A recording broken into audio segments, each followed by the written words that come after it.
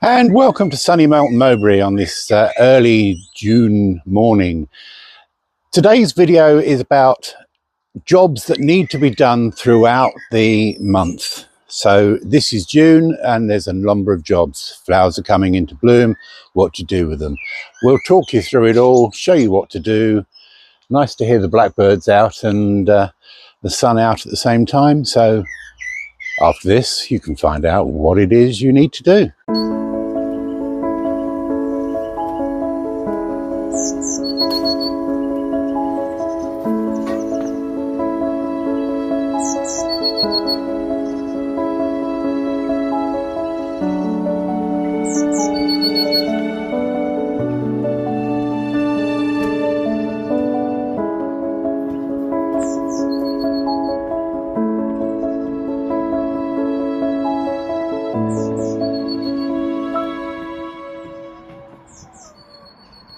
Welcome back. Yes, we're down into the garden at the moment, and the first job that we have on the list is deadheading. It's quite straightforward. You take the dead flower and you just snip off the bud as it's finished blooming. So we'll talk you through that and you can then do it yourself. So as we can see, the GM has some plant, not some of the flower is in flower, some of it is setting seed, and as you can see the seed is going quite well, but what you don't want is for it to seed throughout the garden. So this is where you deadhead. Now deadheading is quite straightforward. What you need to do is take it down to a join and snip. That's it. That is all there is to it. So you take it down to where it's doing its business of producing seed and you just snip off. What that will do is, here's one that we did earlier, and what it's doing is sending out a little nodule just there. So off at the nodule, job done. So don't forget, deadhead as you go. As we are going around the garden, you find your flowers. There's a marigold right the way back to the back. In you go, done. There's another one. Let's snip that off as well. So as you can see, they're starting to turn to seed.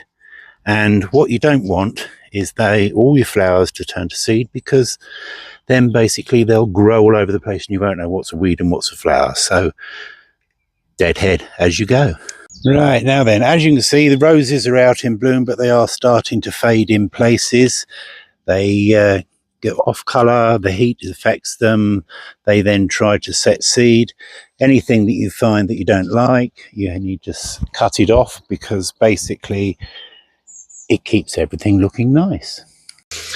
Deadheading roses is slightly different from the average plant. What you're doing is you're taking that, you don't want that, it's dead. So take that away, chuck it in the bin, out the way, and now you're left with this. Now this is basically where it's going to turn to seed. I wouldn't let it turn to seed because it stops blooming. What will happen is if you deadhead, it sends out more. But as you can see down here, there is a join. So you've got your first set of leaves, then your second set. Now when you get to the second set, there's a little nodule in there. Snip that off, and that's all you need to do. Job number 2 on the list is weeding, and for this you will need to get down on your hands and knees, but it's well worth it in the end. Right, now then, in amongst this we have a nice little plant here. It's a weed. Now you've got to get right in and get it out. You don't want these things growing because they set seed, and before you know it, you have got hundreds of the same things and they're weeds. So pull them out as you go. Now what we've got here, instantly recognizable, it's a dandelion. So we've got to get into there and get rid. So that is done. Well, actually, no, it's not, because you've left the root, and it has a tape root in it that basically that root will go down and down and down. So you need to get as much of this out as possible. If you want to dig it out with a trowel, that would be advisable, and then you'll have no root left to go. Right, that's done. The third job on the list really is something that some people like, some people don't, but it also helps the compost bin, and that is mowing the lawn.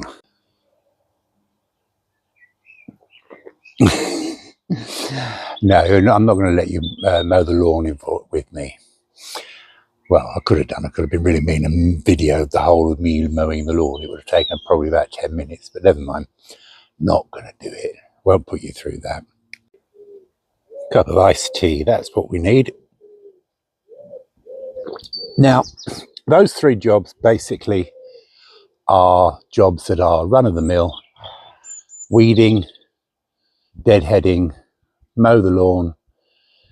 You need to do all three of those jobs at least every 2 days. The lawn will tell you, because it'll start to get long. That will be probably about twice a week, maybe 3 times a week. Deadheading, if I was you, I'd get into a habit of wandering around your garden at least every couple of days. If you can do it every day, then great, because then you don't find many weeds and you don't see much that needs deadheading, because you're doing it basically each morning, each afternoon, whatever, or every couple of days. Work it out, see what you can get away with. But it's one of those things that if you want your garden to look pretty, then you got to work at it. As you can see, most of ours is already done on a regular basis, but it is something that you do need to do. Then the flowers will just keep on coming in, and you can take cuttings, it's all sorts of things, but we'll talk you through those. If you ask the question, then we'll give you the answer. Right, now number 4 on the list is quite straightforward. When you were doing your seed sowing, don't sow just for the moment, sow for the year or for the summer, because what you need to do is to pot on your plants from the greenhouse that you've been growing from seed, because they are then used as fillers. So as things start to die down in certain areas of the garden, you get little gaps appear. As you do your morning walk around the garden, you see a gap, you think, oh yeah, I need something to go in there, and oh, I need something to go in there, and it gradually, you get into the habit of seeing what you need and what you don't need. When you get to a point where you think to yourself, right, I really don't need sort of 100 zinnias, then that's where the neighbours come in. Just give them away, they'll love it. Mowing the lawn basically is quite straightforward. Doesn't need explaining, I don't think. The grass will go into the compost bin, and you can then, all the stuff from your deadheading, so your weeding, your deadheading and everything, all of this stuff goes into the compost bin as well. And then within a couple of months, you have litres and litres of compost for free. You can add all your stuff from the house, with potato peelings and all of that. That all goes into the compost bin, and you find very quickly that your bin fills up. Your final job, once the lawn's mowed and you've done your deadheading and you've done your weeding and everything's been planted where you want it to be planted, then it's time for watering. Now, watering, we've covered it on a couple of occasions, but it is something that if you do a light water and it only goes down about that far into the ground, then you're looking at trouble, because the roots on your plant will only go down a couple of inches and that's it. They will eventually succumb to the heat and they will die. What you've got to do is give them a heavy water. Yes, give a light water where you've just planted, but at some point, especially sort of first thing in the morning, water well. Put your hose into the actual planting area and water the plant's roots. So it needs to go down about 6 inches. If you can scrape off the top layer of the mulch coating, compost, whatever you're using as a mulch, and underneath it it's damp, then good. If underneath it it's dry, then not good, because basically you will end up with dead plants. As I was going around this afternoon, I found an area that somehow had been missed, and what we ended up with was the first inch of water. There was none, and it was just that dry, horrible. So I shall be watering in those areas a little later on. You need to get down to maybe 3 inches. You'll know it's moist underneath because it will be darker than the surface. I think that's about the easiest way of doing it. Pop a trowel into the ground, or if you can get your hands on a water monitor, then basically it's like a little thing with a spike on the end, and you just stick it in the ground and it will tell you the moisture level of your ground. But if you don't want to spend out anything from £10 upwards for one of those, which I've got, and I must admit I don't actually use, then use your eyes. They'll tell you. It's a case of get the water in. The best time for watering, first thing in the morning, because first thing in the morning your water will soak into the ground and there it will stay because the sun hasn't come round and it can't evaporate. A lot of people water in the evening. The only problem with watering in the evening is that you make it all nice and moist and it can't evaporate. That's great. But unfortunately, slugs and snails do like moist, damp, cool areas. And if you're watering at night time, you're giving them their ideal dinner plate. They then get in and munch your flowers. So be warned, don't water in the evening unless you really have to.